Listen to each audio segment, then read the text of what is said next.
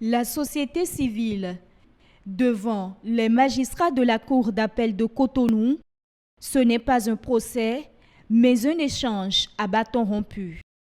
La société civile évoque le nombre de dossiers en attente dans les tiroirs de la justice administrative. Elle parle de retard dans la procédure, mais aussi de coûts élevés de certaines formalités. La Cour clarifie.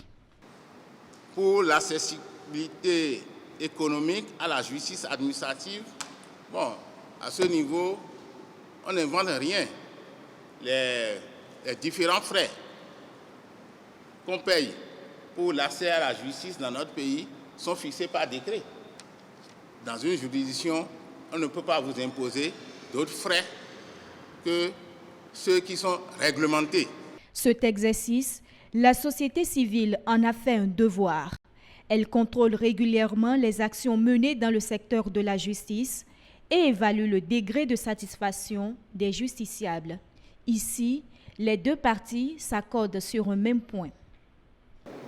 Les justiciables présumés, des gens qui ont des cas de justice administrative, ne comprennent pas toujours les procédures.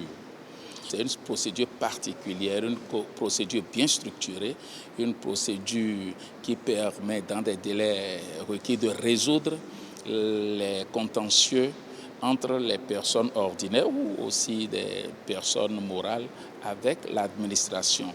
L'impression que nous avons, les gens ne connaissent pas cette justice. L'exercice permet de mettre le doigt sur un problème fondamental, l'accès à la bonne information judiciaire.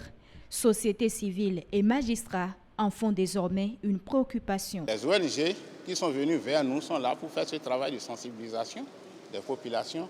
Et je pense qu'aujourd'hui, tel que les différentes ONG, les membres de la société civile ont pris à bras le corps le problème, je pense que s'ils pouvaient continuer comme ça, les populations sauront ce que c'est que la justice administrative et les différentes procédures qu'on peut engager devant les juridictions administratives et s'imprégner des délais de procédure surtout.